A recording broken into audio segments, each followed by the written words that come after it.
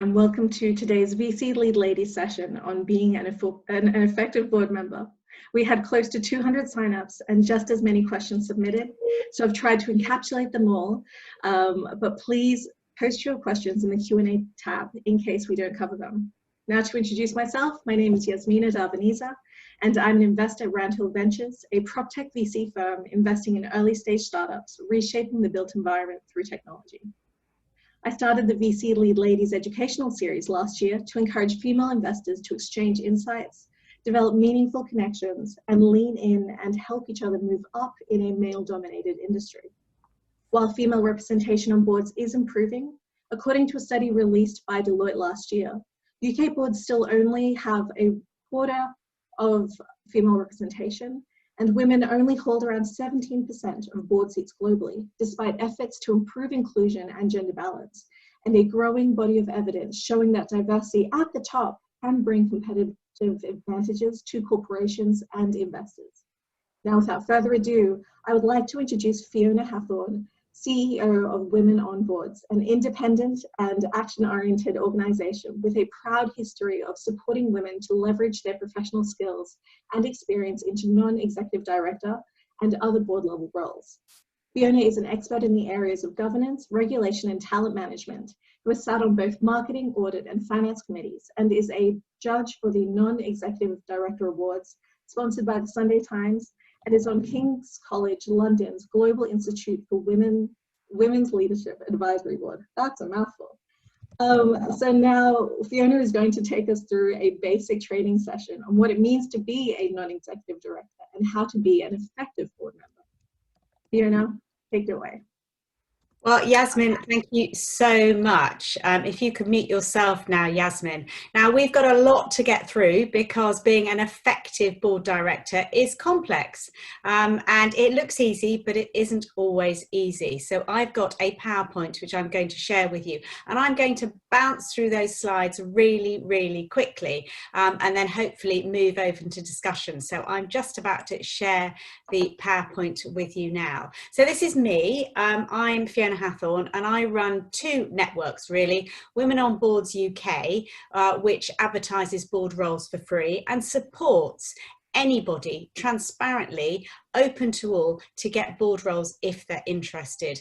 And I also have another brand called Next Gen Directors, which is a brand that we use for corporates because, funnily enough, the word women often puts men off, and I don't want to do that, and we do a lot of work supporting men joining boards as well. Why wouldn't we? Just so you are aware, we have a workshop called Getting Started Realising Your Board Potential, because don't even try and think about joining a board if you really don't understand your duties, responsibilities and liabilities, because the buck stops in the boardroom. And really understanding the dynamics of what does a director really do, which I'm going to cover in this webinar, is really, really important, as well as fully understanding the landscape of opportunities.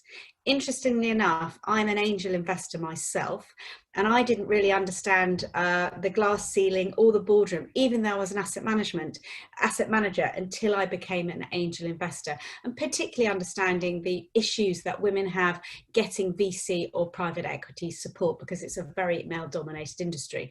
So if you want to join a board, you also need to have a really good board CV, and you can't write a good board CV about your board value add, not your executive value add, until you really understand the dynamics of the boardroom. So if you want to know more about that, that's a three-hour workshop plus a mentoring session. Let us know later. So today, Yasmin asked me to talk about being an effective non-executive director. And I call this little talk today an amuse-bouche. It's a starter, it's a taster for you to really think about how you might be an effective NED. Now, one of the things, if you want to be an effective NED, you really need to understand the role of the board. What are you there to do? There are shareholders, you're there to represent the shareholders, you're there to represent the members. Members might be in the case of a sporting body. You've got employees, you have duties towards your employees, and COVID-19 has certainly made us very aware of that. And then there's the public. the community at large. It might be a government board, but even if you're on a listed board, you really do need to think about the public and the environment. And so there's lots of things to consider. And let's not forget that most boards do have a regulator, whether it's the government in terms of the Companies Act, or whether it's a charity in terms of the Charities Commission, but there are lots of regulators out there. But if you join a board, understand the buck stops with you. It's an important role. I think you're never too young to be on a board. And actually, I've got a short video that I'm going to share with you today from Alison Rose, the chief exec of RBS and now NatWest. She was 15 when she first got involved in boards because she was a lifeguard. And if you join a board earlier on in your career, you're floating at the top of an organisation, and it usually makes you a better executive. But if you join a board, let's not make it too complicated. If you go for an interview for a board position and you make it too complicated, we're actually petrified of you joining our board, because what boards do at the end of the day is simple.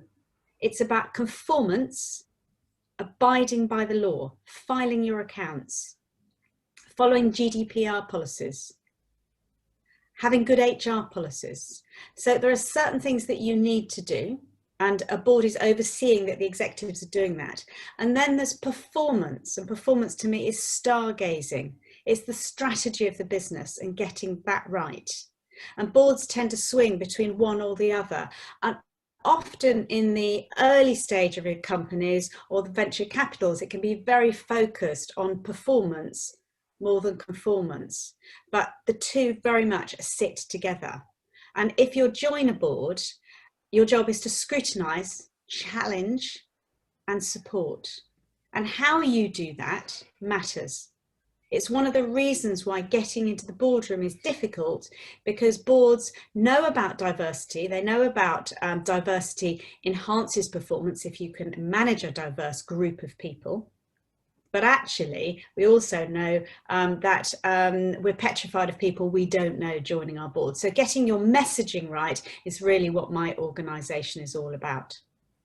Now, I'm not going to labour on this slide. I don't like wordy slides, but the corporate governance code in the UK is very clear, and it's not dissimilar to all the other good corporate governance codes in Canada, for example. You are there to challenge and help develop the strategy.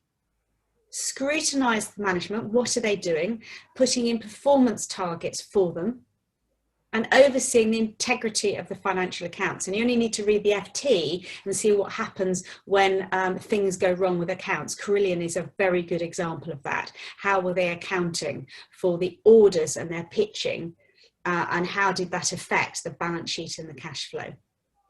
Remuneration, how much should people get paid? Your job is to make sure, certainly at the C-suite level, people are paid appropriately, but then not too much. And remuneration committees are very interesting at the moment, given that we've been furloughing staff, we might have taken government loans. So the balance of that mix is also very important. And then you're there to remove the chief executive if necessary, and for sure consider succession planning. So that's what a director does. Sounds easy, doesn't it? Well, it's not. Because what do you really do? You're bringing moral compass, intellectual rigor, leveraging your networks, very important in the sort of venture capital space. Many of the boards don't actually want, or private equity, they don't actually want a non-exec director representing shareholders and stakeholders, because they feel they own the business. An interesting balance if you sit on a board that is both listed and also has private equity involvement. But what's really important if you want to join a board is it's noses in, looking down on the organisation, and fingers out. Don't dive down drains unless a drain needs diving down. Otherwise, you will drive the management team insane. Boards are made up of people, companies are made up of people, and an effective NED understands that noses in, fingers out, and they understand that we're all human. And everyone in the boardroom comes with a different perspective, and that's what makes it difficult. And it's one of the reasons why selecting a board, because of your financial liabilities and responsibilities as a registered director is important, and why the chair of a board matters. There's lots of books on this. This is one I particularly like, Boards That Lead. Boards, depending on where you are in your cycle of business, it depends on how active a board might be. So there are boards that monitor. There are boards that stay out of the way. I'm thinking Sports Direct is a good example of here, quite difficult to manage, Mike Ashley. Boards that take charge when something's going wrong, when the chief executive needs to leave, or there's a financial crisis, and then boards that partner on a regular basis. So there's lots of different types of boards, and the type of board and how they behave often depends on the type of business and where they are in their cycle. Now, I'm a great fan of Warren Buffett, having been a fund manager, and I love this point. When do you stay silent and when do you take charge? Being consensus is one thing, because boards should make collegiate and consensual decisions, but be careful if the board is constantly too polite, because you need to challenge the chief executive, and getting that balance right is always very, very difficult. And even Warren Buffett himself admits he doesn't always get it right, because it's not about being fair, it's about doing the right thing for the shareholders. And he talks in his annual letters about that. And I love this. Too often, he has said he stays silent to proposals that he thinks are counterintuitive or potentially counterproductive to shareholders, stakeholders. So it's judging when to speak and when not to speak. And most good, effective board directors are good listeners.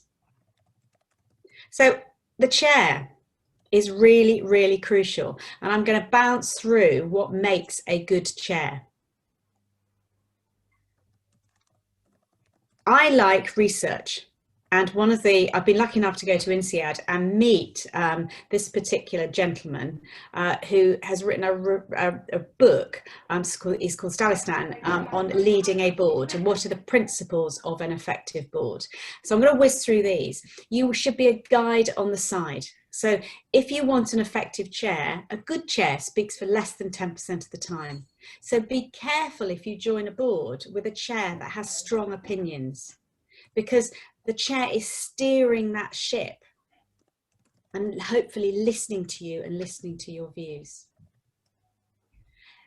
A lot of people say the board needs to be a team. Well, the board is a team, but you don't meet very often. So if as a team you don't meet very often, think about what you're there to do. You are there to be collaborative, but you're there to bring, each of you are there to bring your independent voice and your independent expertise. Spending too much time trying to be a team can be difficult in the boardroom. Owning the prep work. A good board has a good agenda. That is actually the chair's job, to decide which are the important discussion points, where can we help management and where can we not. It's a guide. So often, if you're joining a board, having a look at agendas and having a look at minutes gives you an idea, because that's the legal record of what's been going on in the boardroom as to how it works. And it can really, really help. So I would want to be sure that I liked the chair before I joined a board. I also liked the chief executive, and I felt that the two of them had a good relationship. If you join a board, most of the detailed work is done in committees. So if you want to join a board, be aware of what committee you think your voice would be most heard. Is it audit and finance? Is it REMCO? Is it going to be the ESG, the Environmental, Social and Governance Committee? There's lots of different boards that you can contribute to. And I would want to know where my voice was best used and which committee. And it's also very important to remain impartial. Avoid the temptation to jump in and play, that nose is in, fingers out. And the dynamics of the interview process to get onto a board, it's often about your personality and about your fit. It's one of the things that we do a lot of to support people behind the scenes, how they come across. Because by the time you get to an interview, you're usually all good enough for the board. The question is, how do you behave? Might you be a person that's going to annoy and fiddle? Or are you really going to concentrate on the visionary aspect of stargazing and governance and calling the chief exec to account at times, because chief exec shouldn't just be allowed to get on with it. A good board, I've talked about agendas. A good board is not always measuring outputs, that they're measuring inputs. What are we discussing? What are we doing? How are we helping? Because if you get the agenda right, you tend to get the output right. Should not be a tick box exercise. And don't be the boss. It's so tempting for the chief executive, the chair, to be the boss. You are not the boss. You are, the whole board is the boss of the company. And you're there to represent those shareholders. And I said already, if you've got a strong chair with strong views, you're not facilitating the discussions, you have a temptation to dominate. So sometimes chief execs find it very difficult to move into the board space as an independent because they're so used to doing, and it takes a long time to hone your style and hone your relationship with the rest of the organization. And be a representative of the shareholders, the stakeholders. That's what you're there to do. And as I said, in the VC, the venture capital world, it can be harder in terms of that relationship, particularly if you're listed at the same time. So be very careful and be very aware. But it's a great and exciting thing to do, because being on a board is about you and how you interact and your behavior, and really having a good insight in terms of the role of the board, the regulators, the codes of best practice. So for example, you've got the Waits Code for large private companies that interprets the law and how you must apply it. If you're on a financial board, there's the Financial Conduct Authority, there's the Financial Reporting Council if you're listed, there's the Quoted Companies Alliance that interprets for AIM and smaller companies. There's so much support out there for you. Use the regulator as your friend, but remember, when you join a board, your productivity and your output and your success is likely to be related to the behavior of the board and making sure you have the right team in place to do the right thing for an organization. And I briefly want to come on here before a little bit talk about what we do and how we can help you. Is I mentioned boards that monitor, boards that take charge, boards that lead. This is a very good article coming from the Quoted Companies Alliance that I think had the Henley Business School involved as well. But when you join a board, you're often mentoring and supporting a founder if it's of a startup. And one of the jobs of the board is to keep an organisation on track. If it's large with low complexity, or a large board with high complexity, to help everybody understand and get on top of what's going on. And mostly age and wisdom matters in boards, not always the case. Great to see an organisation like Gucci having shadow boards and bringing younger voice into the boardroom, equally important. But you're often mentoring the whole team. So when I join a board, I often think about which of the executives might I want to reach out and help. And a good chair is actually choosing people around the table based on the skill that they're bringing to the board, alongside their personality and who they might want to help. So there's a lot of support out there can help you. But this is all very well, but what about you? What's your personal pathway into the boardroom if you're interested? Most people who get onto listed boards, large FTSE 250 boards, have been at the listed level as an executive. There are exceptions to that, but it's usually because you have a lot of board experience, maybe in the charity or the government space, and you bring something unique and different. And it's competitive to sell yourself and get into the boardroom. And one thing I would say is the lens on diversity in the boardroom has made it harder to get into the boardroom, and rightly so, for everyone. When I listen to men telling me it's not fair, they only want somebody who's BAME, disabled, or a female to get onto their board, simply not true.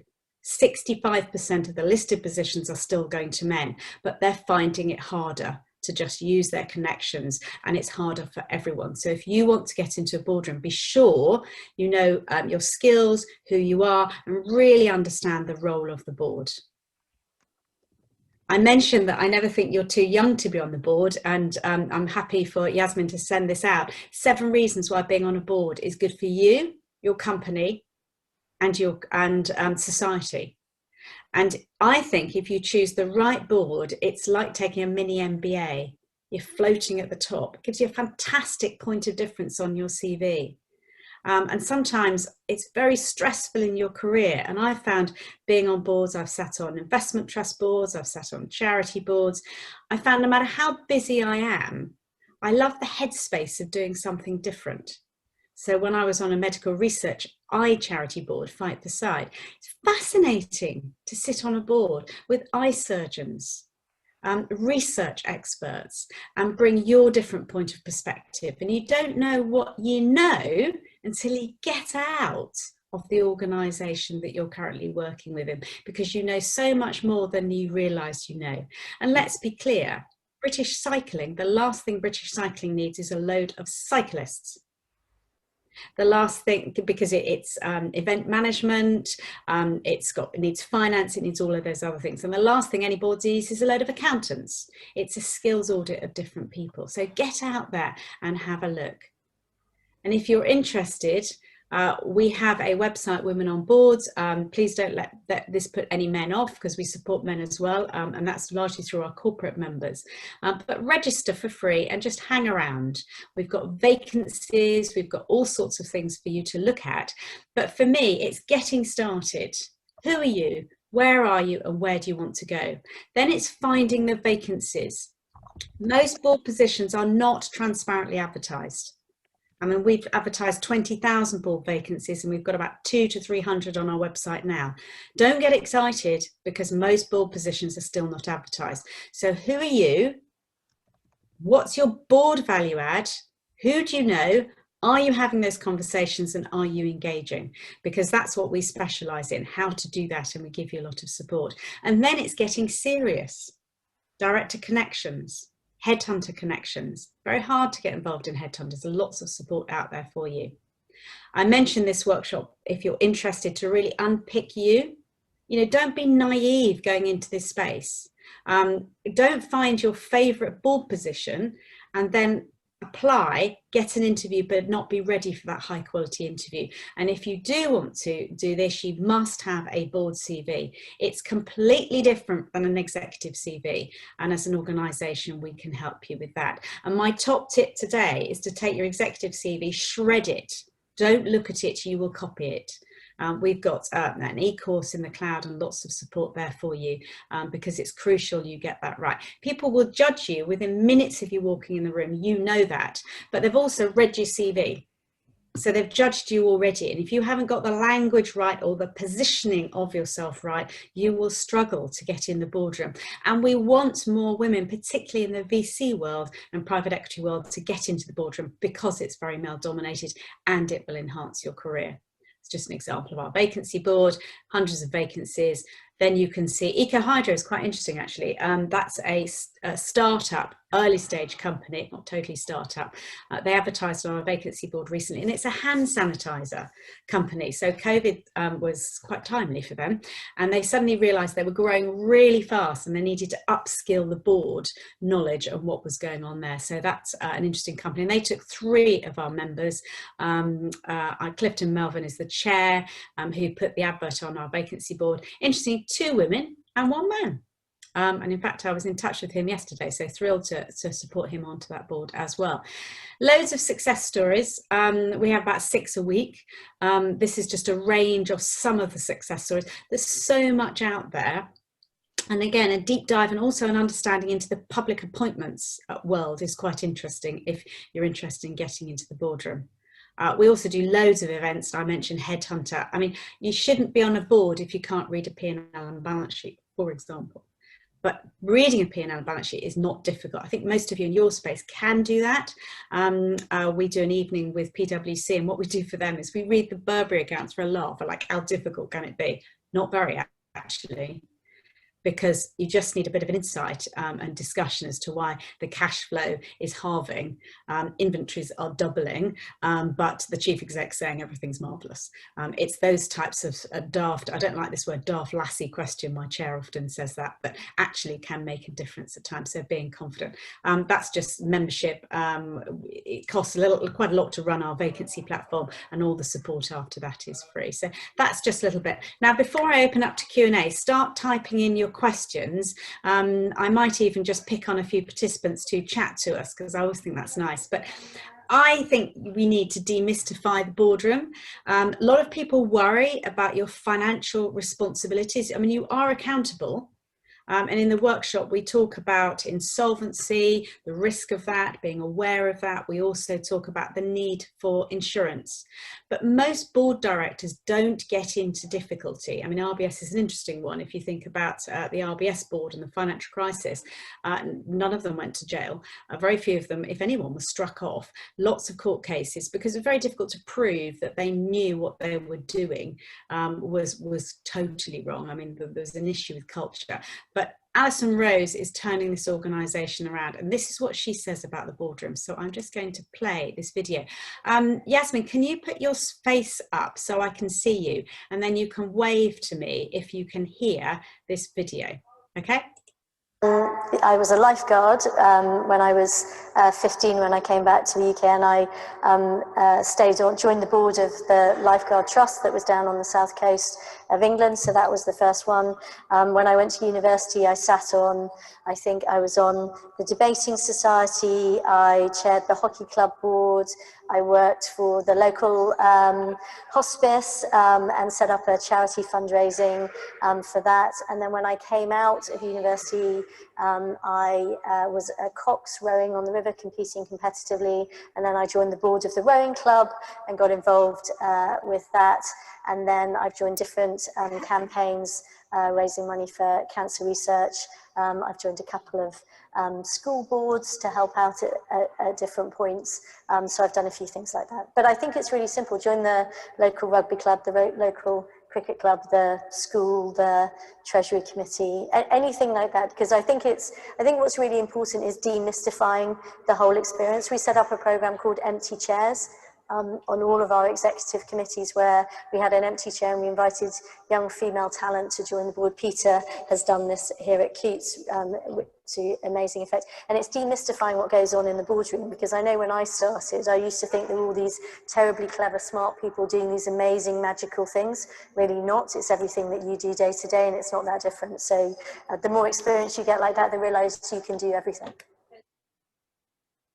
Now, I don't know about you, but I absolutely love that video. A lot of people tell me I'm too busy to be in the boardroom. Most people who get to the top of the Fortune 500 companies around the world have been in the boardroom before the age of 28. They're already different. University boards, club boards. Think of those empty chairs in your company.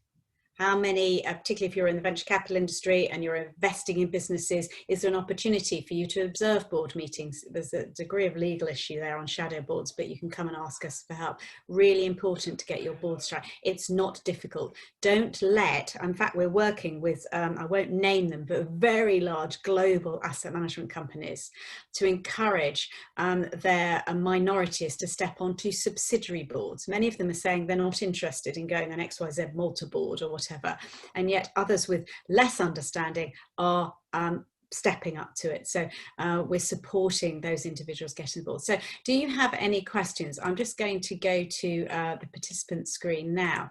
Yasmin, do you want to bring in any questions that are coming in, or ask me some questions yourself? I'm just going to share a presentation there. So we've got one from Letitia, saying that you mentioned you're never too young to be on a board. So how do you actually get there when you have no experience to actually gain the top-down view that you need? Okay, so if you think about a sports board at university, for example, somebody has to take the money in. So it might be the local, the ski society at the club. There's membership fees. They set up a committee. They have a social committee. They have to collect that money. They have to report to the student union. They have to have a president. Somebody's accountable for that little group. That is a board. Now, you know, my son was actually on a ski board at his university, and he almost says, I mean, it's not quite true because he did a chemical engineering degree. You can learn more from that because he learned about the dynamics of the boardroom, the relationships in the boardroom, who was doing things, who wasn't doing things. Now, they're almost like running a little business, but there's lots of boards out there. There's your school governing board. There might be a committee that you can join. There are so many things out there. So, you know, if I was doing a workshop now, I would show you the public sector, the university boards, committees within, the housing association boards, the hospice boards. Just get engaged and get involved. There's so much out there. And theatres, for example, quite a few of the theatres in London, this is prior to COVID, I have to say, but they were looking at how do they get younger people involved in the theatres more so. And so they set up a committee to discuss that. That's proxy board experience. It's not the full board experience, but there's so much out there. So open your eyes and engage with people, and you will see every building you look at, every institution, every organisation has a board out there. And think of those committees and understand above you, we work with JP Morgan, 33 subsidiary boards in the UK alone. How do they work? Who are the committees? Who's on them? And what's your route to them? There's lots of things out there. So you would be surprised when you start looking what you can get involved in. Yasmin. Thank you. So we've got another question from Annalise here. Do you have any tips for having more confidence to speak up on boards when you are a young female? Well, that's interesting. When we do our workshops with corporates, we run a workshop called Managing Your Career, Owning Your Career. And we also do a workshop called OnTruck for Success, which is a little bit about career management, but also thinking about the boardroom for the first time. And when we talk in the OnTruck for Success, which is less about, it has less time in it, we talk about influence. Who are the influences in your organisation and how do you influence? And I don't believe I can tell you how to do it because we're all unique and we're all individual. So we all have different backgrounds. And the next thing we talk about is championing your achievements. Does anybody in your department understand who you are and how you can contribute? And could they explain what you do outside your division? Because those that get on, other people can do that. So thinking about how you articulate who you are is important, and meeting management is important. So we do know that minorities get interrupted in meetings. They get ignored in meetings. And if you are a minority, it's harder to bring your voice unless you're uber confident.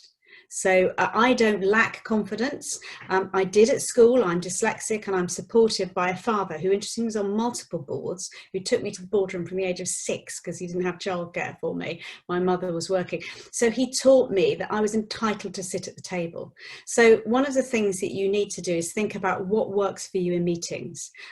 What we really need is better collaborative leaders who make sure that they stay silent and bring people in and find differences views. But if you're in a situation where that's not the case, you need to work out a strategy. I can give you tips. I can't do a whole workshop on this now. We can give you tips about how to do it, but it's working out what works in your organization, because every organization, the division, the departments and everything is different. But if you're in an organization, you're not going to get up if you're not effective in meetings. And so I would invest in yourself. If you don't get investment within your company, about understanding your impact, listening to videos of yourself and knowing when to speak and how to get attention. If you're getting interrupted, lots of tips. Do not look at the interrupter. Look away from the interrupter and say, interesting point, David, but move your arm away from them. Because it's a bit like giving child attention, but there's lots of strategies there, but meetings are important. You won't get up and you certainly won't be effective in the boardroom if you don't work it out. So spending time on that is important. It's a great question. Yes, ma'am. Really, really useful advice. Thank you. So we've got one from Evgenia. You mentioned conformance and performance. So how can you measure performance of the board member to see if they're effective? Well, every organisation it ought to have a budget, a forecast. That might be a 1-year budget, but almost maybe a 5-year forecast of where we're going. I mean, things are always difficult. You've got to have something to say, have we had a good year or haven't we? So setting targets and KPIs is really, really important. And good organisations have KPIs for talent. who are we recruiting, how are we hiring them. So there's lots of performance data, and a good board is saying what is relevant for us to measure you and what isn't. And it is hard to do. It's very, very hard to do, but important you look at something, but don't spend your time constantly looking at these metrics. I mean, I talked about measuring inputs, not outputs. If you're constantly just looking at a few data, but it is important to really think about what's effective to look at and what isn't effective to look at. So for example, my board looks at the number of vacancies we advertise. They look at how many of our members are applying for those vacancies, because do we have rubbish vacancies that nobody's interested in? What's our success rate? How many of our successes are via getting external positions, i.e. that we didn't advertise, and how many from our vacancy board? So they've got a whole series of things, as well as our top line numbers. And then of course Remco can get very, very difficult, particularly if they're listed so, because you're often looking at somebody's performance related to a share price. And it may be just the sector share prices going up as opposed to anything, the organisation. So it is complex, really, really complex. But the earlier you get into the boardroom, the more understanding you will have of it. And I did a big Remco event 2 days ago with somebody on a FTSE 100 board talking about, and once you get in the board space and you start thinking about, there's so much support out there for you. But yes, KPIs and getting them right, it is important, not easy. Great stuff. And probably the last question we have for now, do you have any tips for board interviews or creating a board CV? Well, tips for creating a board CV. Everything you write on a CV has to be related to your board value add. So I always ask the so what question. What did you do? What was the outcome? And what was the business benefit to the bottom line? If you can't explain that to me, please don't put it on your CV. And make sure that is board relevant. I don't want to know what you do in your day job. I'm not appointing you for a day job. And if I look at your board CV, I want to know, it should be thrown out on a piece of paper. We do sample CVs on our website. We also have a CV course. I want to know whether you're brand and marketing. Are you more strategy, performance-based, or are you more conformance-based? Are you a risk expert? If you're an accountant and you don't write that in your first line, you lost on me. I want to know if you've chaired something. Do you even understand the torturous environment of the boardroom and collective decisions? And the more exposures you've had to that, either externally or internally by proxy board experience, is really, really important. So there's lots of things that need to be on a CV, which is why we have a ECV course. So for any of our members, it costs £195 for access to our vacancy platform, all that one-on-one support at the interview phase, but we also give you free access to the CV. It is complex. Don't think you can write your CV on a Sunday afternoon just because I've given you a couple of tips. Are you having a laugh? It's a deep dive into your career history, and it may be something that you did 25 years ago, like you were a programmer and you really do understand digital, even though digital is not what you currently do. That is the most relevant thing. So getting somebody else to read your CV with experience and taking time to write it means that you've got more chance of getting an effective board position. So it's complex and difficult, and it's worth spending time. And then once you've got your CV, it's not about you proving yourself at the interview. When you're interviewing for a non-exec, it's a two-way interview. I talked about the chair's role. I wouldn't want to join a board unless I like the chair and the chief executive, because that dynamic of that relationship and getting that agenda right, and otherwise I'm in a potential toxic environment. So a good interview is where you're interviewing them as much as they're interviewing you, and you must demonstrate that you understand really the role of the board. And that's why we do this Getting Started workshop. You can go on a governance course as you like. You can get a certificate. You can be marvellous at that. But at the end of the day, actually you in practice and how you sell yourself onto the board is most relevant, because governance is not difficult. It's all written in a book, and there's loads of regulators and they give you loads of support, and it's not difficult. I know there's the listing rules and all that sort of stuff, but even the takeover code is not difficult. You can read it. But interpreting it and proving that you will add value in the boardroom is crucial. Yasmin. Hi, Fiona. This is Kelsey. I was actually hoping to ask you a quick question. Good to see you. I was hoping you might expand a little bit on the concept of shadow boards that you touched on very briefly. It's not something I've heard a lot about. And I'm curious how it works and if it's something that we might encourage either at our VC funds or, you know, at startups as they grow bigger. So if you could explain that a little bit more, how it works, that'd be great. Yeah, we'll do. It's a bit like, you may have heard, Kelsey, of reverse mentoring, where you take a young individual who's just joined your company and you put them in touch with one of your managing partners, or, you know, the chief exec. And it's amazing. Interesting enough, whilst it may be a great opportunity for the youngster, usually the more experienced person learns a different perspective of what it's like working in their company. So if you take that concept from an individual cross-mentoring from a board perspective, what would happen if you gave the board, not everything, but you gave a group of people in your company, and I think the Gucci one, they have people from outside, they don't just have their own employees on it, and say, come up with a new strategy, just brainstorm. We're going to do that at this level. What's your thought? And if you get one board director that's in that board meeting, and then can be extraordinary experience what they come up with, because large companies tend to be very governance based. I mean, you know, be careful what you wish for if you go on a listed board. It tends to be more governance based. Whereas if you, that's why they have these strategy shadow boards, to really challenge the board and the strategy. And if you think about the Gucci's brand and how Gucci's changed, you know, in my lifetime, you know, you can barely, it's just wacky and it's amazing. And how much has that come from that young voice coming in? Because companies can get stale. Marks and Spencer's might be a very different company if they'd chosen to do that many, many years ago. I mean, who's to know? But it's something well worth thinking about. But if you set one up, you have to be a confident chief executive. You have to be a confident board. You have to be a board that likes challenge and wants to stargaze. Thank you. All companies want to do that. You're welcome, Kelsey, and lovely to see you.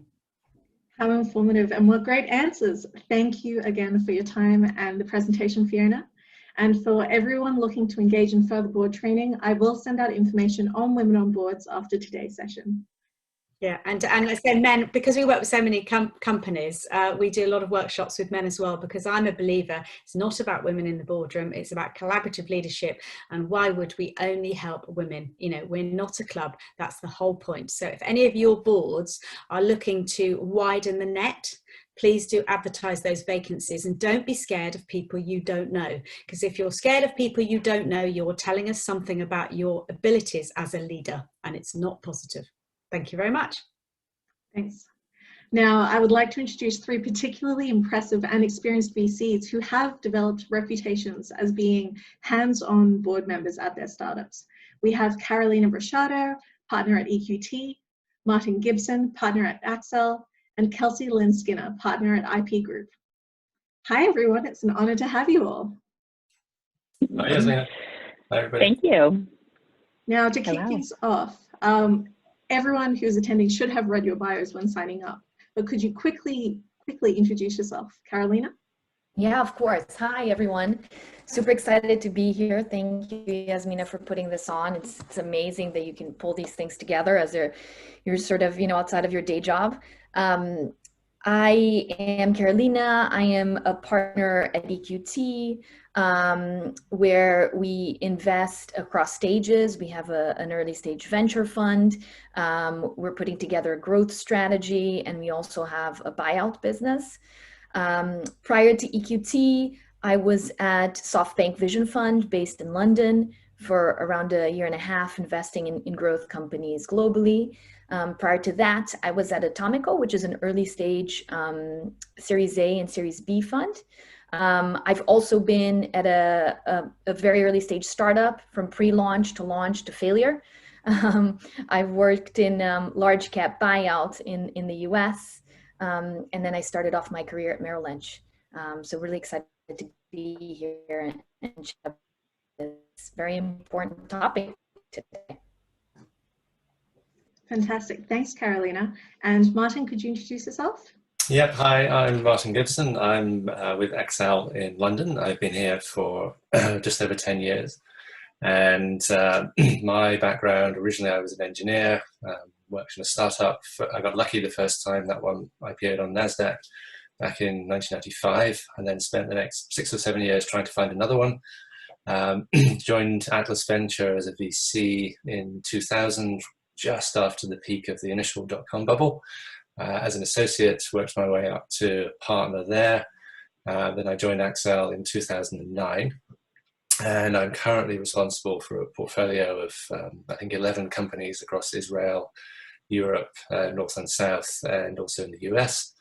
And for this discussion, I guess the most relevant thing is I've been a board member on about 25 different companies and observer on probably another 10 or so. That is a lot. Can't wait to hear all about that. And Kelsey. Yeah, great. Well, thank you for involving me, Yasmina. It's a pleasure to be here. I'm Kelsey Lynn Skinner, and I'm a partner at IP Group. You might guess from my accent, I moved from California, and I was a partner at Fire Lake Capital in California. When I was in California, I was on 6 boards as a director or an observer quite early in my career. And so I identify with some of the questions, and I'm happy to share some of my experiences about feeling young and naive, uneducated, not nearly having the operational experience of the CEOs and management team where I was on a board. And that was more than a decade ago. I moved to the UK in 2012 and have been working at first Touchstone Innovations, which was then acquired by IP Group.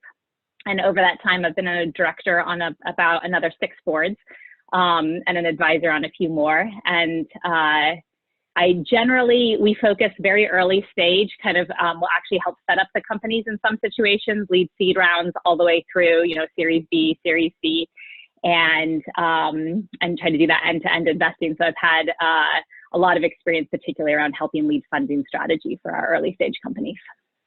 Great stuff. So to kick things off, what do most startups need from a VC board member, and how can VC investors best add value to boards? Carolina, would you like to start?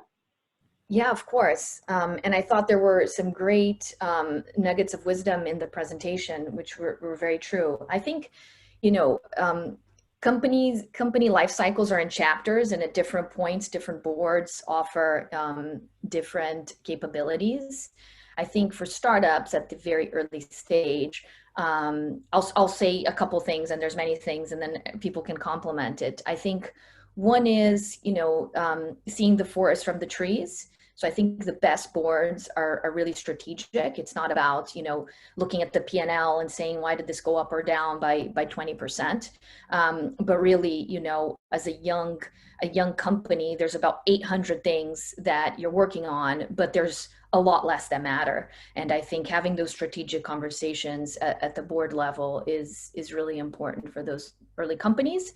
And then I think it's also flexing a firm's network to help on recruiting and to help on business development or whatever it may be, complementing some of the capabilities and resources that young company might not have. Good answer. Martin, do you have anything to add to that? Yeah, I think, and Carolina's just hit on some of the big issues there. This ability to step back and spend time on the big things and not all the small things. Where it's very easy to consume a lot of time on the small things. And yes, the team should worry about those, but it's not necessarily a good use of board time. I think one other thing I would add is also the power of focus. And many early startups believe they can do 300 things at the same time because they're amazingly talented people. And actually the reality is that you succeed by doing one thing really, really, really well and focusing down on exactly what that is and rigorous prioritization. And constantly revisiting and emphasizing those priorities during the board time makes a huge difference. I think also, and Carolina talked about flexing the firm's network, and she's absolutely right on that. But it's not just about introductions, it's also about raising the bar on hiring, helping a company attract the very best people. And then I spend a lot of time working with my CEOs, helping to close the very best people. Adding sort of the firm's kind of halo effects to the company, so people who are excited about it, but perhaps not so willing to take the risk of joining a small company. We can sort of wrap our arms around them and say, look, this makes you part of the family. It's not just about the company; it's about the contribution you make to the firm and the network as a whole, and bringing people into that fold. That can make a big difference in closing candidates you wouldn't otherwise be able to get. Good stuff. And Kelsey, what do you think startups most need from board members? Absolutely. So those are great answers, and I agree with them. I'll add 2 things. First and foremost, one of the things I like to look at on my boards is balance. And that balance can come in a lot of different ways. So is there a good mix of external perspectives and internal management perspectives? Is there a good mix of early stage and later stage experience, maybe where we're coming from and where we want to get to? Probably most importantly in a lot of these situations, is there a good power dynamic balance, right? Is there one person who's dominating the board? And if so, you know, how can that be addressed? Is there a good balance of optimism and conservatism? And so so there's two ways that I look to address that balance. One is, what can I bring, right? So if I'm noticing that the board is naturally extremely optimistic, I try to temper that. If I notice that the board is actually, you know, and unfortunately this often happens as companies develop and maybe get more and more investors on board, actually it can become quite a very critical environment on the board, and the CEO sometimes will feel quite exposed, like they're the only person still rooting for it.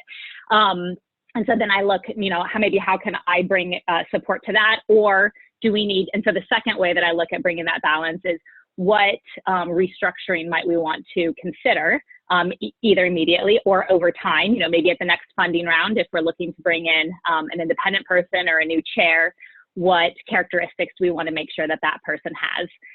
So balance is the key theme that I look for on my boards. And I have some kind of crazy stories about when that hasn't worked, particularly back in California, where there's some very big personalities. And so it is something that, you know, I've learned firsthand the importance of. The second thing, and this touches on points that Carolina and Martin raised, but I'll call funding strategy. One thing that I have learned, you know, over the last 12 years is that really, really good startup CEOs don't necessarily know how to fundraise. You know, a lot of times they're coming out of other relevant industry jobs, corporate jobs. They know the industry inside and out. They know exactly what the company needs to do. They're fantastic managers and leaders. But they've never raised money in the venture environment. And as you all know, that's hard. That's a learning curve. And so I view my role as an investor director to try to help them navigate that.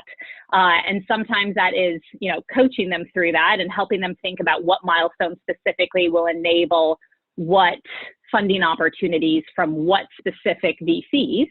And most of the businesses that I work with are cash negative. And so it becomes all the more critical, right? You know, how far in advance do we need to be monitoring cash flow? What are the ups and the downs that could affect that? And then, of course, the other things that were addressed in terms of tapping networks, I think is important. But even I think taking a step before that of making sure there's a good funding strategy in place is crucial for the board. Great. And beyond the great point of bringing balance to boards, what do you think are, let's say, 3 of the most important qualities to be an effective board member? Martin? Let's try unmuting. That's always better. So this is really difficult because it's so context dependent.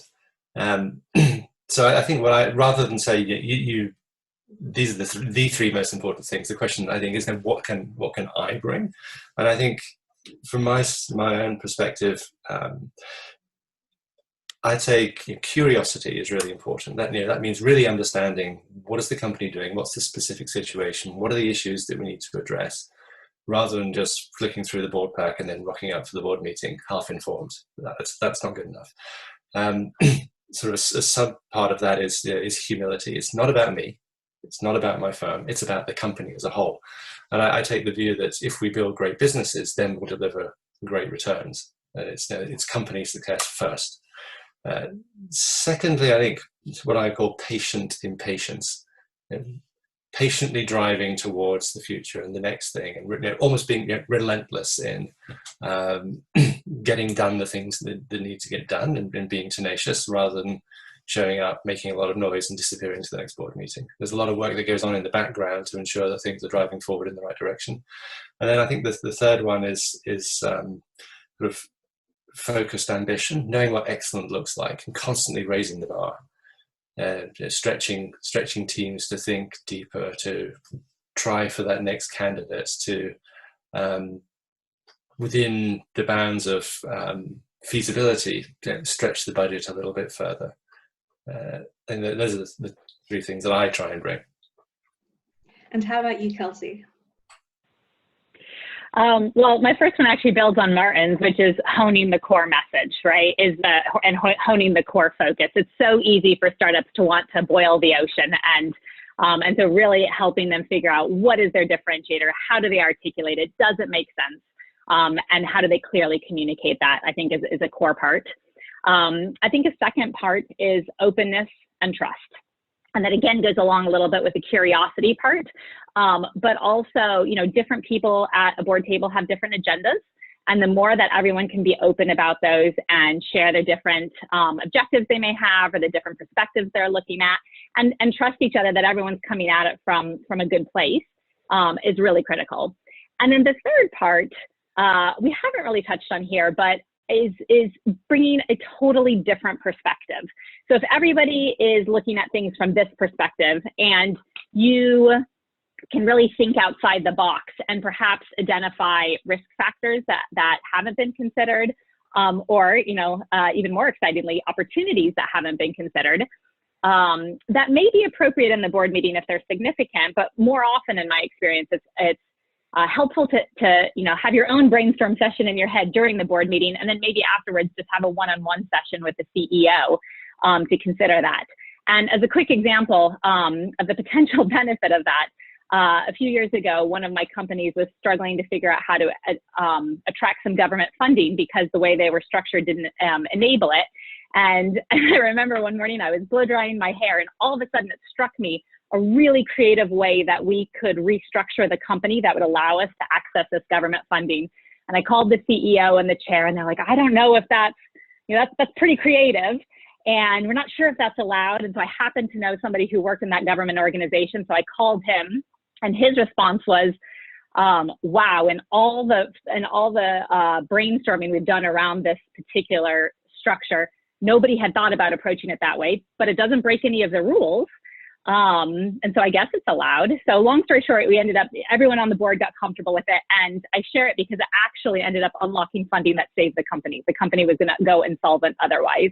And again, there was comments about like, wow, that was just, it was so outside the box. It's one of the very few examples I have where I feel it actually contributed to one of my companies.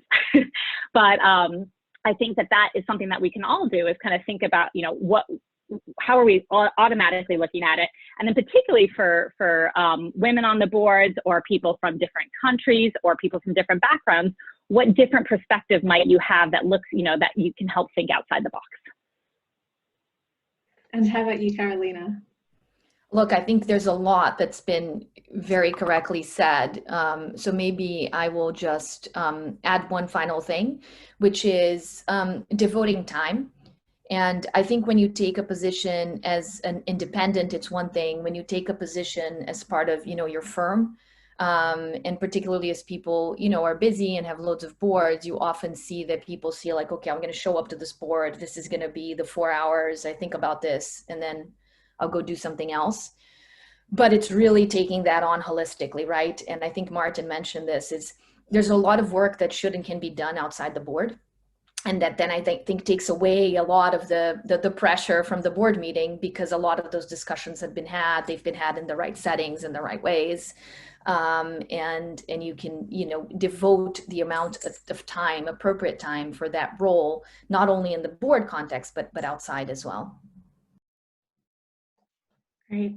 And overall, how do you feel that these roles change as time goes on? So how do board member responsibilities and challenges change with the growth of the company?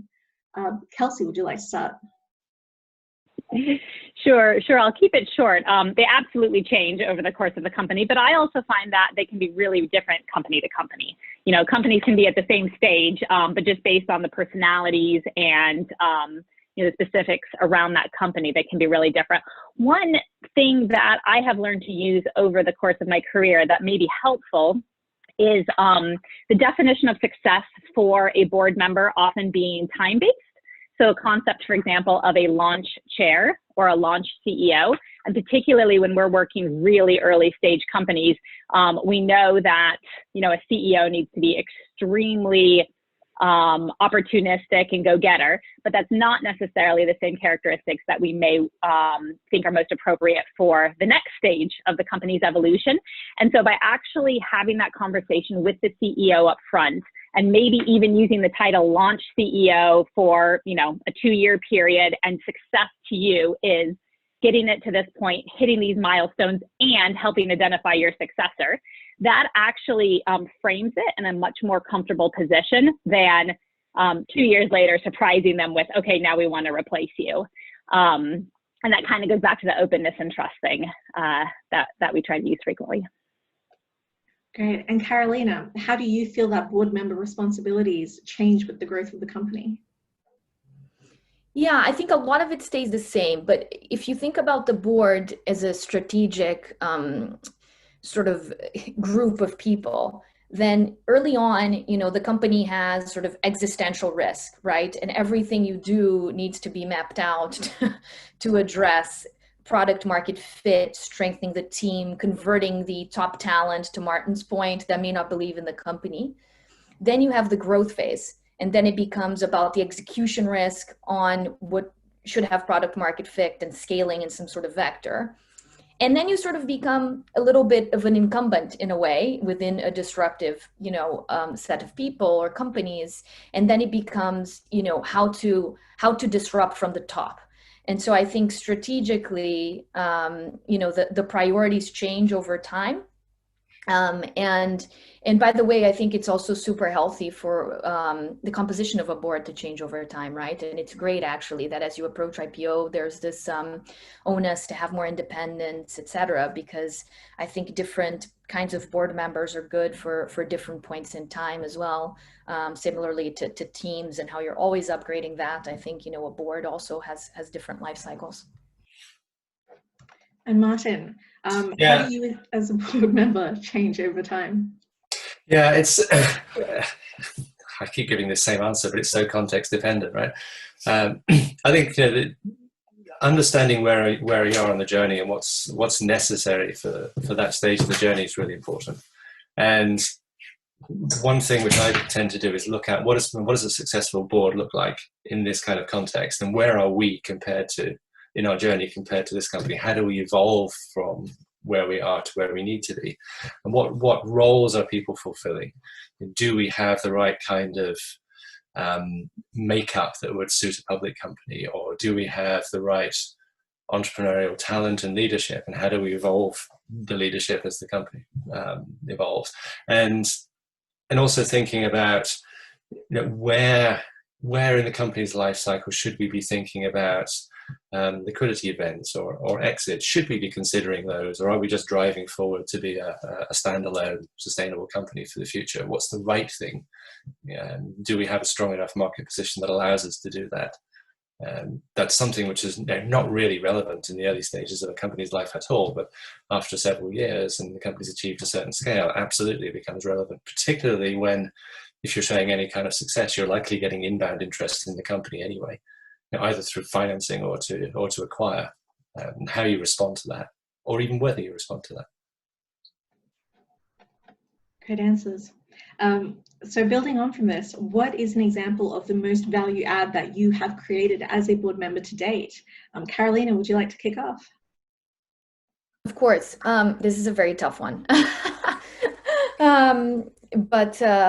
But I think it's a similar example to, and I guess it really depends how you quantify things, right? But it's a similar example to Kelsey's, in the sense that sometimes you have the opportunity to think a little bit out of the box because you just have a different point of view and a different perspective. And for me, it was in a way where, you know, a company had a particular part of the market, and there was another company that had a different part of the market, and together they'd be stronger. And so it'd be like unlocking a merger, unlocking capital going in at the same time of the merger. Obviously, a lot of moving pieces, and making CEOs sort of come together, think about the dynamics in terms of shares, capitalizing at the same time, and then, you know, building a better business. And of course, you know, this is the bread and butter of investors, right? It's sort of deal making and funding. And so that is something that, you know, we just instinctively have a little bit more experience in terms of, you know, when to collapse and potentially, you know, change an outcome. And Martin? Yeah, I'm going to break this down into three different perspectives, three lenses, if you like. I think there are some sort of very point interventions you can make, and the most obvious one is where you have to change leadership, and so, you know, initiating that change, persuading the incumbent that this is good for the company, so you can do it in a collaborative way. Running the search, hiring the individual, onboarding them, helping them succeed in the new context. That's one very sort of specific point in time. I think that's a place where you can add a huge amount of value, but also destroy a huge amount of value if you get it wrong, and it's hard. The second one, which is perhaps a bit more, slightly broader perspective, is several companies I've worked with, when I've arrived on the board, the board meetings are very much kind of weather report. This is what happened yesterday. This is what we think the temperature is going to be like tomorrow. Maybe it's going to rain. And taking that stuff out of the board meeting itself and putting in processes which are communicating what's happened in the past prior to the board meeting, you know, materials distributed sufficiently in advance that you can have clarifications or Q&As or a separate briefing call. And by doing that, everybody's informed, everybody's up to date, and it allows the discussion in the board meeting to shift towards the more strategic, forward-looking, big decisions. And so you're using that very valuable time, which is short, it's always too short, where the board is actually together and able to focus together on the specific companies, and you can hear the debate and all the different perspectives. So enabling that is, I think, you know, one of the changes I've made in one particular company. And then I think the third perspective, which is even broader in its perspective, is that the recognition that being the CEO of a small startup company is a very lonely job. You don't know who you can trust. You've got no people around you. You may, if you're lucky, you've got some co-founders, but often not. And so being a trusted counsel to the CEO, always being available, always being able to listen, understand, share balanced opinions, that in itself doesn't feel like you're actually doing much, but I think for founders and CEOs, it's hugely valuable. Love the breakdown there, and I'm sure we'll dig into the Steve Jobs situation you alluded to before. Kelsey, how about you? Any other eureka moments whilst blow drying your hair? I'll actually answer the opposite, which is kind of some of the key ways I've not contributed to my boards. But actually, I think it relates to the conversation that was, and one of the questions that was asked earlier, which is when you're early in your career and, you know, maybe you don't have a lot of operational experience and you're a year or two into VC and you're either an observer or a director on a board, how do you contribute then? And I look back when I was early in my career, and I put immense pressure on myself to contribute in these board meetings. And I look back and I wish I could just whisper to myself, you don't need to talk, it's okay. And I think that is, you know, it goes back to one of Fiona's excellent points that a good chair, who's often, you know, the biggest contributor, is actually talking less than 10%.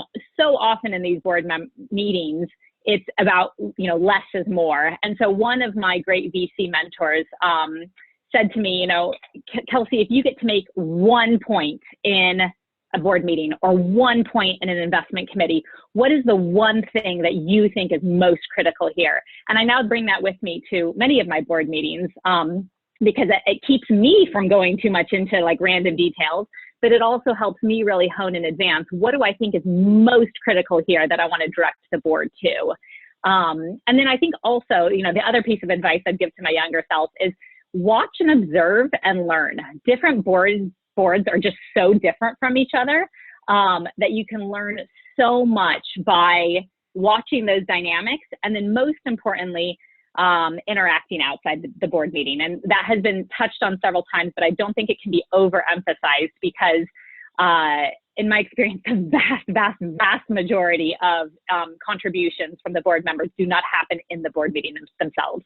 It's about kind of the pre-work or the post-work or the brainstorming or following up with something that didn't feel quite right, and you just want to get under the skin about it a little bit more. So I hope that helps a little bit. As that's a greatly relevant answer to the audience, actually, and it also overlaps with the very next question. So Martin, how about you? What are the biggest learnings you've made in your experience? How have you changed as a board member from your board seat till now? Yeah, I think if I go back to the very earliest days when I was sort of freshly minted associate, fresh out of business school, I think I was focused on sort of the things I understood rather than the things that mattered. So the things I understood were some of the details of some of the markets that some of the companies were operating in because of my background. And I understood how to dig into the details of the financial plan and things like that. But none of that was necessarily the important stuff. And over time, I think as you become more familiar with the companies and the kinds of challenges that companies face, and there is a lot of sort of repeated pattern recognition here, if you like, you sort of learn to step further and further and further back. And so what Kelsey's just said, what are the things that matter? Not necessarily the point, the thing that I want to get across, but the things that need to change. And I'll often go into the meeting, just like Kelsey does, with a list of these are the things that really matter for this meeting. But I actually don't care if I make the point. So a point about not saying something. What I care about is that they get done. And if there's somebody else in the room who is picking up that point in the agenda and driving it forward, I'm perfectly happy to just sit back and say nothing and support them if necessary so the point gets made and change happens. But it doesn't mean that I have to have airtime. I think sometimes the most successful meetings are I come out, I've said next to nothing, the three things that I cared about have just happened, and I've saved my political capital for when I need it in the future. Brilliant, great outcome. Great, so note to everyone, write down the three things. How about you, Carolina? I think everything that was said really resonates deeply. And to go back to sort of, I was very lucky early in my career on boards to have great role models who were on boards, both investors and also operators who had sat in the entrepreneur's seat. And I think for anyone starting off, if you can get that exposure, it's amazing because you really, learn how to go back to the initial presentation, when to stay silent, when to fight the hard battles. And I find that what I've learned over time has been, to Martin's point, to stay silent if I don't have to have those discussions, because board meetings can get quite tense around certain topics, and sometimes people are more concerned about them making the point, to Martin's point, than the point being made at all. And what I've learned, and also being a woman and looking younger than some more gray-haired people in the room, is that I actually don't necessarily need to make those points in the board meeting either. And I actually try to have, especially if I know they're going to be controversial conversations ahead with the founder, with the CEO, and then they know where I stand going into the board meeting, which I also find that changes the dynamic quite a bit. And of course, if you have a discussion, you can always change your mind, right? But I think that that's been one of the lessons I've learned, that is not the be all end all place for decisions to be formed. Yeah, Yasmina, is it okay if I build on that? Oh yeah, Martin too, go for it. No, you were first. Well, just to build on that, because I so wholeheartedly believe in the value of mentors, and absolutely the value of mentors in the board meeting, if there's somebody else there, whether it's a great chair or another investor that you can learn a lot from. But actually, I found that I can refine my board experiences by also talking to people who aren't on the board and just bouncing. So whether it's people in my VC firm or other co-investors that actually have nothing to do with this, but are just a lot more experienced, and saying, this is what I'm experiencing in my board. Is this normal, right? Or is something wrong here? And a lot of times they'll give me, maybe cliched advice, or like very super 40,000 foot high level advice that actually is spot on. And so if you feel that, you know, you don't have a board opportunity where there are other super knowledgeable people, there are still ways that you can get that insight, I think, even outside the boardroom. And Martin, did you have something to Sorry, add? Martin. The thing I was going to say was, I think this was particularly relevant around earlier this year when the coronavirus was really starting to hit, and some of the companies, particularly those with inexperienced CEOs, hadn't really taken on board how serious this could be. Board meetings often get a kind of momentum, and you know, when groupthink takes hold, and it's very easy for an overconfident founder to assume that everything's going to be great and they're just going to power through this period and they're going to hit their plan, or the effect of people not being in the office on their business development is going to be trivial and everything's going to be great. Getting ahead of that game and having those conversations with the founders prior to the board meeting, so you don't end up in this sort of groupthink towards go, and saying, look, this is what's happened in reality. You're going to have to make some hard decisions here, so that when we actually get to the meeting, I kind of know what they're all going to say. That's been a huge learning, particularly around these sort of more controversial topics. Great, and then actually following on from the topic of controversial conversations or controversial topics, your mention of coronavirus, what have you found to be one of the most common challenging situations you've had to deal with as a board member? Kelsey, would you like to start? Sure. I think probably overall, I group my challenging situations in kind of one big bucket of things are not going well, and so therefore, what action do we as a board take? Or if I'm the lead investor, do I try to take? And that kind of falls into three buckets. One is if I've had situations where something went really wrong, and this I think was not uncommon earlier this year with COVID, but something goes really wrong with revenue, and you think cash out is 6 months away, and suddenly cash out is a month away, right? Or, you know, something dramatically shifts. And then, you know, especially as lead investor, do we come in with, savior funding? So that's kind of one difficult situation. That's a part of how do we handle this. Another one is, related sometimes to that first situation is whether a significant board or team shakeup is necessary. And so I can think of, a different situation where we had to actually replace the chair and the CEO on the same day. That was, a very stressful situation. Yeah, I wouldn't do that again. If I learned an important lesson that day, but due to the dynamics at the time, that seemed like the right answer. And then a third one, particularly with some of our early stage investments, is do we write it off and walk away? And so I can actually think back of one particular quarter, the first quarter of 2017, where I had 3 boards that had all 3 of those situations within a single quarter. And that was an extremely difficult quarter. I survived and learned a ton. And that's also something that I've learned through all of this is, going through these really difficult situations, you learn so much more than a company that is, just humming along. But I would say overall, that's kind of like, when something is clearly going wrong, what do you do, and how do you take action to try to solve it? Carolina? So I think to complement that, I think the hardest situation, and again, referring back to the presentation, boards are made of people, companies are made of people, and I think the harder situations, are related to people and people issues within companies.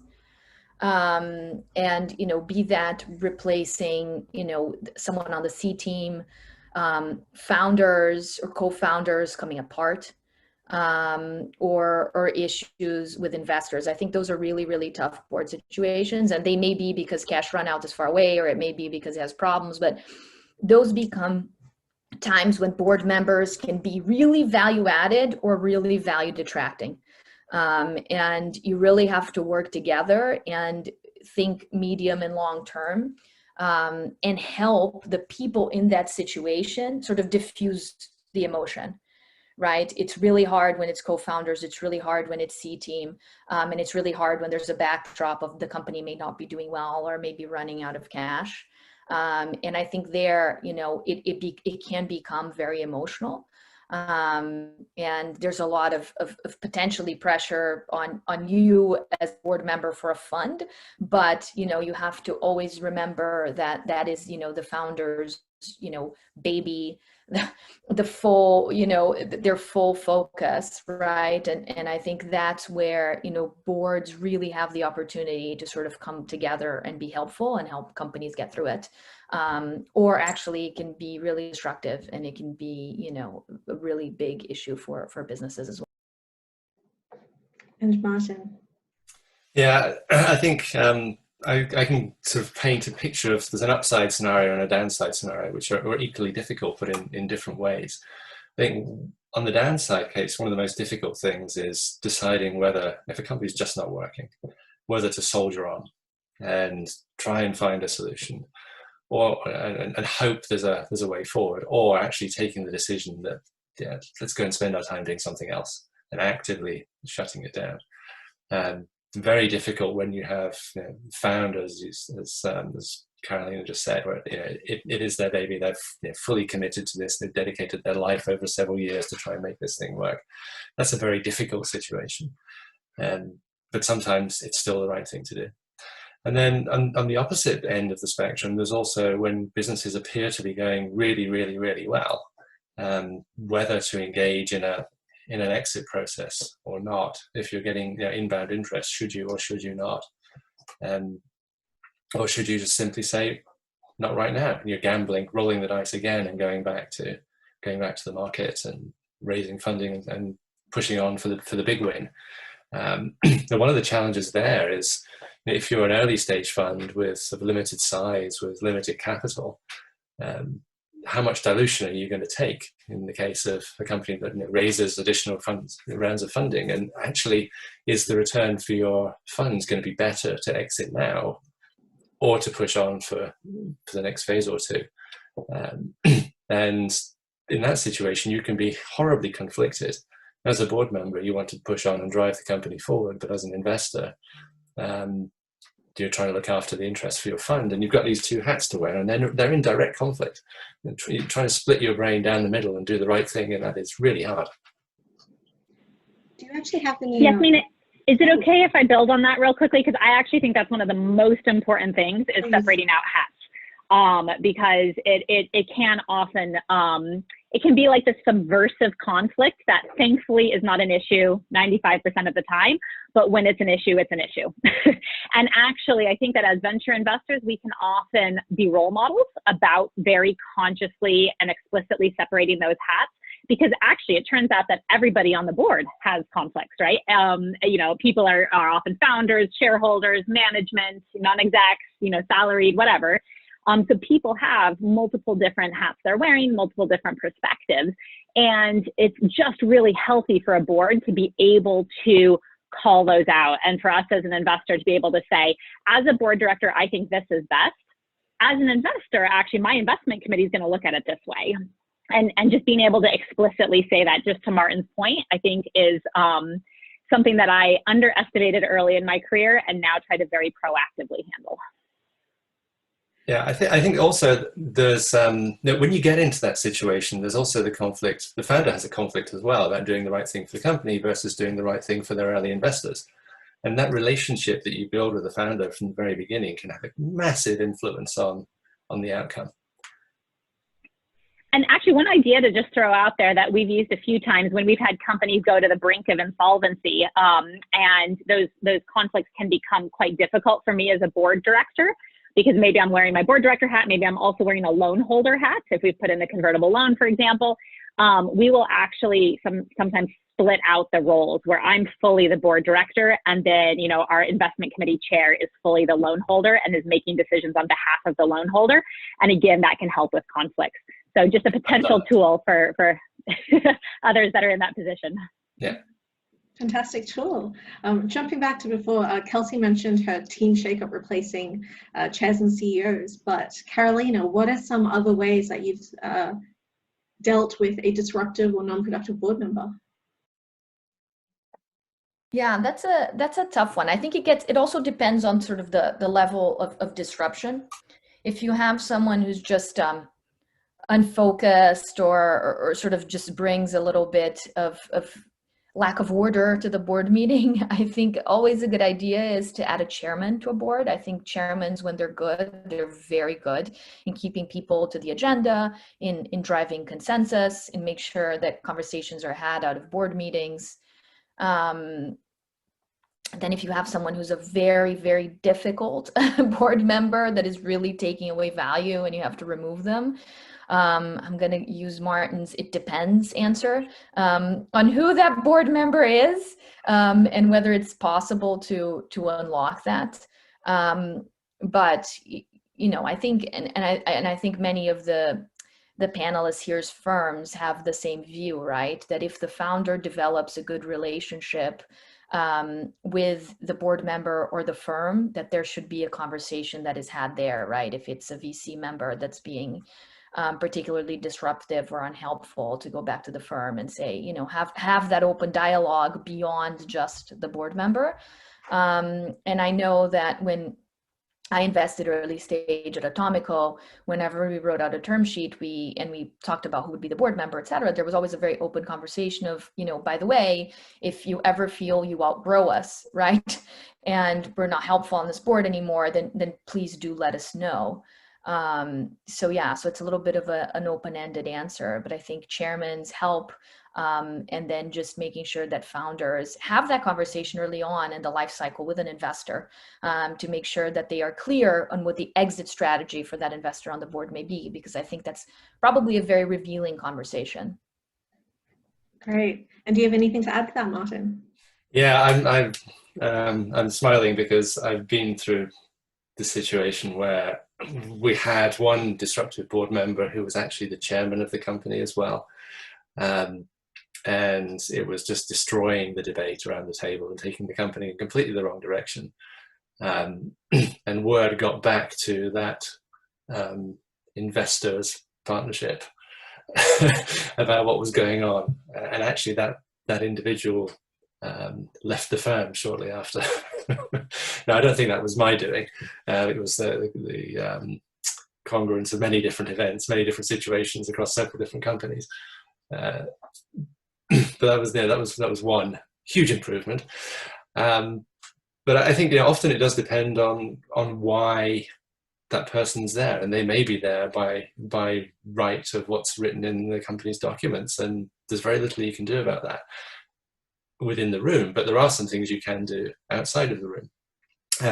So, you know, one thing I've done on several occasions is kind of become the buffer zone between that individual and the CEO. So I absorb the shocks, I isolate and insulate that influence from the CEO. And you can't do it in the in-person board meeting, but between times, becoming the person who takes on the project, which deals with the issue that this individual's banging on about, and kind of absorbing that so the CEO can focus on the day job. I've done that. And then the second thing is sort of working outside of the board meeting with that individual. It's kind of the same thing, but they may be right in their concerns, but the way they're going about it is wrong. So, you know, bringing a different dynamic around the issue to the situation by getting down into the detail alongside them helps to diffuse a lot of the emotion around it.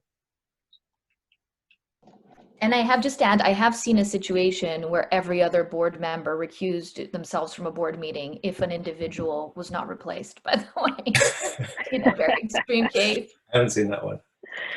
Very dramatic. I haven't either, thankfully. There's two other tools to just add to Martin's very helpful list of tools, I think, that might be worth sharing real quickly. One is that, similarly, I had a company where the chairman was quite controlling, and we didn't want to remove him because of some historical reasons that he was quite important to the company.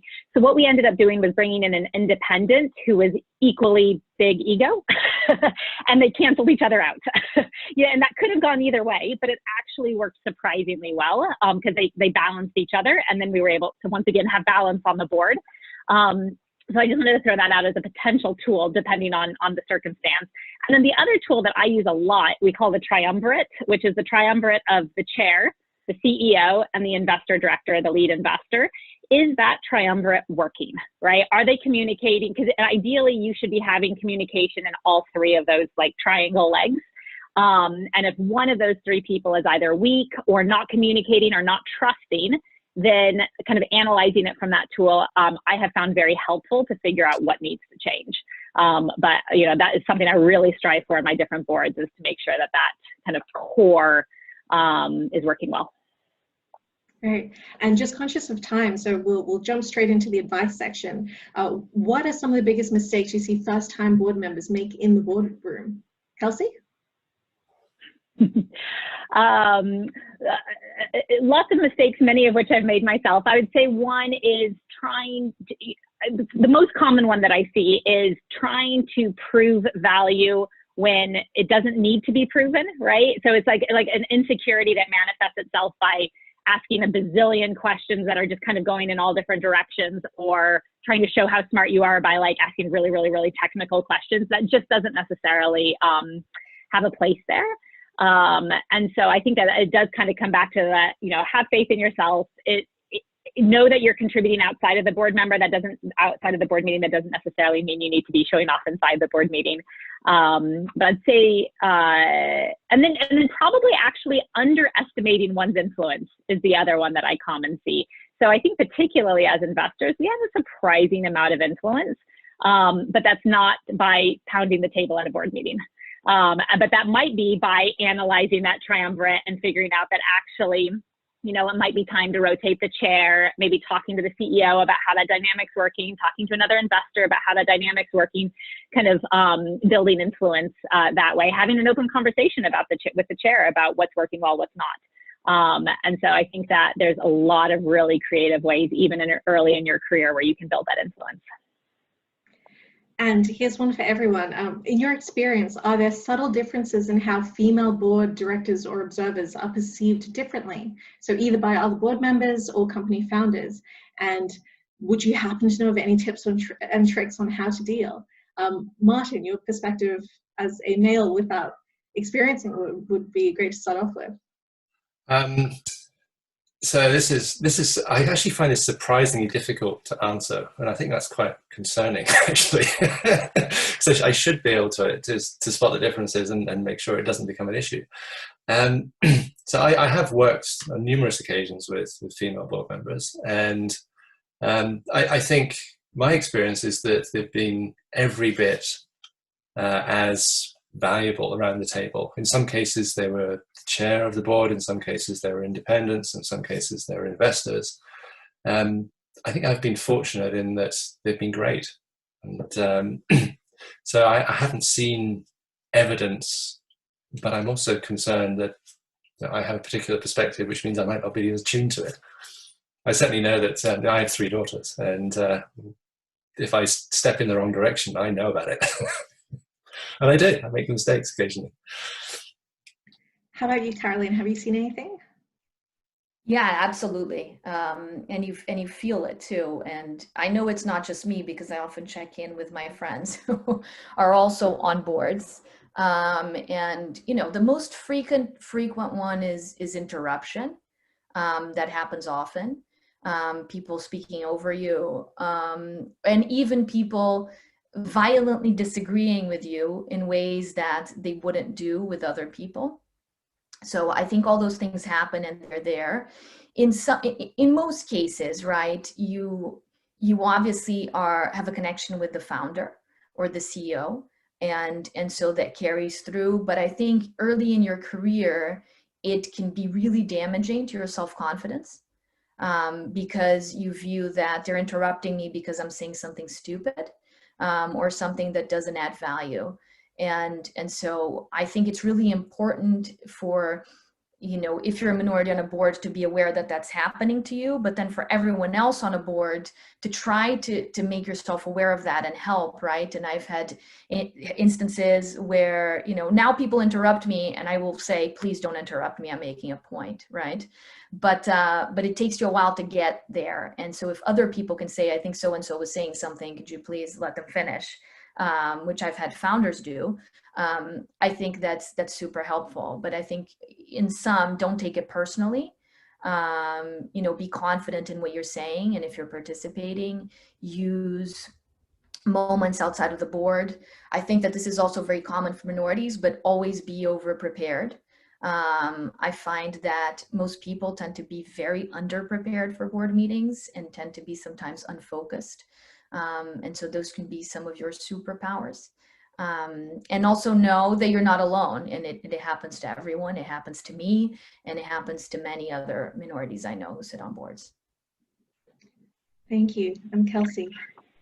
Yeah, I'll build on that. So I also completely think it is different being either a woman or a minority on a board, particularly minorities that you immediately know. So actually for me, being a foreigner has been an even bigger issue than the gender one, particularly when I first arrived. And, you know, straight out of 15 years in California, I very direct, very forceful, I kind of skipped over niceties and had a few chairmen and bosses pull me aside and said, we really need to work on your style. And that was, you know, very damaging to me at the time. I was called rude, and I was like, never in my life have I been called rude. But it was just, it's a different environment, different styles, particularly some of my boards were completely British men. And I just needed to learn to adjust my style. So I think that being a woman or a minority is both challenging, and the research shows again and again and again, you know, why it is so challenging. Kind of there's much more narrow band of acceptable behavior, several of the points Carolina mentioned. But I also think it's a huge opportunity. And for me, I actually feel like the benefits outweigh the cons, particularly if I don't get too weighed down in the cons. Like when things happen and people interrupt me, you know, exactly as Carolina said, you just find ways to move on from it. Don't let it get to you. But the benefits, so going back to, you know, earlier themes about being able to think creatively, come at things from a different perspective, maybe have a different network, all of those things are so much stronger with diversity. And it's part of the reason I'm extremely passionate about diversity on my boards. And we're now trying to kind of filter that throughout our portfolio. And unsurprisingly, early stage tech companies are not particularly diverse. And so I've been working very closely with our CEO on a regular basis, talking about diversity, talking about, you know, all the research, this amazing research around even adding one woman to a board increases the average valuation on that company 26%. Right. And that's been shown across thousands of companies around the world. Like, that's a really big deal. And so I actually ran the numbers and explained to our CEO that we were leaving 63 million pounds just from our top assets on the table by only having all men boards in half of our portfolio companies. And the great thing is, in the next company pitch we had in, all male presenting team, all male board, the CEO said, excuse me, why is the board all male? And so it was just, you know, helping raise those issues, raise the awareness around diversity and the different perspectives that can come. 26%. VCs spread the word to all your companies today. So thank you all. Some great stories and learnings in there. Now, just for a few quick Q&A from the audience. We've got a question from Emma. General question here on your opinion regarding the style of challenging in a board conversation that is more effective as a VC board member. Is it better to ask coaching style questions to management, challenging them on their strategy, or is it better to be more upfront if we have doubts in their direction? Anyone who wants to take this? Oh, there we go. I'm a big fan of open questions. A big fan, because rather than not just because it creates less tension in the room, also because it reveals a lot about the quality of the thought behind the position. Great. And I'll caveat that just with, yet make it clear exactly what you're going for. I think it can be uncomfortable sometimes if they feel like you're trying to make some point, but you're asking a question over here.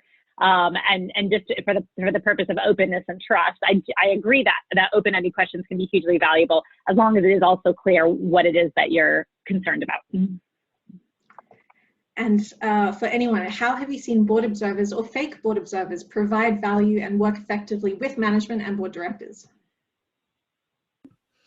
I'm not sure what a fake board observer is, but I think observer seats are a great way to sort of observe board meetings. And also, it shouldn't, whether you're, you know, the board member or the observer, of course, there's like official roles attached to that, but it doesn't stop you from working with a company outside of the board meetings. It doesn't stop you from being a cohesive part of the board.